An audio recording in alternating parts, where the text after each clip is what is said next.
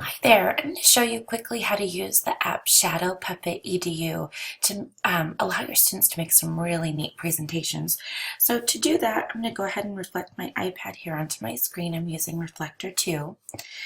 The app looks like this cute little bunny here, and the EDU version is free. What I really like about this app is when I open it up, it starts with these examples already built in here. So if you're not exactly sure what you'd like to do or need some project ideas, you can watch those and it gives some great examples and project ideas. I'm going to go ahead and create a new puppet presentation. Now, one thing that you will need to do if you want your students to add photos that they take themselves, you'll need to first have them open up the camera app on their iPads and take the photos beforehand. You can't take the photos right from this app. So other ways that you can add photos are some of these searches here. There's a map search, landmark search, there's filtered education searches here where they can also find some images that they could use in their puppet shows. I'm going to go ahead and just select some pictures from yesterday. Some students had already drawn some pictures on paper and then we took photos of those with the camera. So whatever I wanted to go ahead and include in here, I can click and I can look through my camera roll and decide which pictures I want to include. I'm going to click down here to see the reorder section. The order that you click them is the order that they're going to show up in this puppet show that you make. So if I didn't click them in the correct order, I can hold down and I can drag where I want them to show up in my little puppet show here. Also, if I clicked one that I didn't actually want, I can go ahead and delete it from this part. And then I'm going to select Next. What's going to happen here is it's going to show me each of these images that I selected, and then I can use this area down here to record either information or a part of my story. I've used this before to have students draw pictures and retell a story that we have read. They could use images or draw pictures to share information about something that they've been learning about. They could do a how-to video.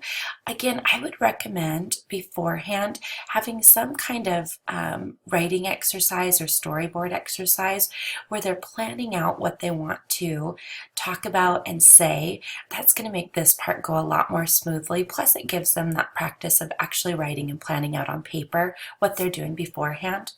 Another thing you could do from here is add text. So if you want your students to add some kind of writing on here, so I don't know, this was looking for a leprechaun.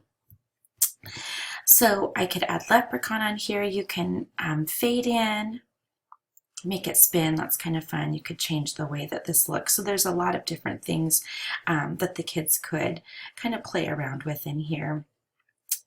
They can change the colors here just by tapping through these different colors. I'm going to go ahead and do a check mark there. You can also add music. You could use the iTunes library or just select background music that they already have. So I'm going to go ahead and just record and show you how that feature works.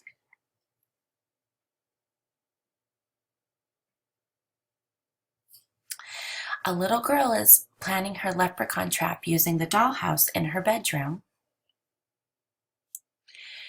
The leprechaun is trapped in the dollhouse.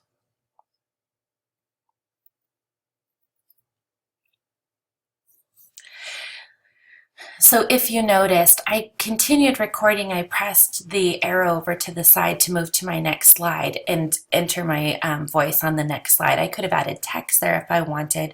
When I was done with all my recording, I clicked the Save button. For those of you who use Seesaw, you might recognize a lot of their icons look similar. That's because the same company that made Seesaw also makes this Puppets EDU. So it is nice because it has those same icons for your kids to look for. Also, when I get to this share page, you can see that Seesaw shows up right here. So for those of you who do use Seesaw, it's very easy to go ahead and now from here, click Share to Seesaw.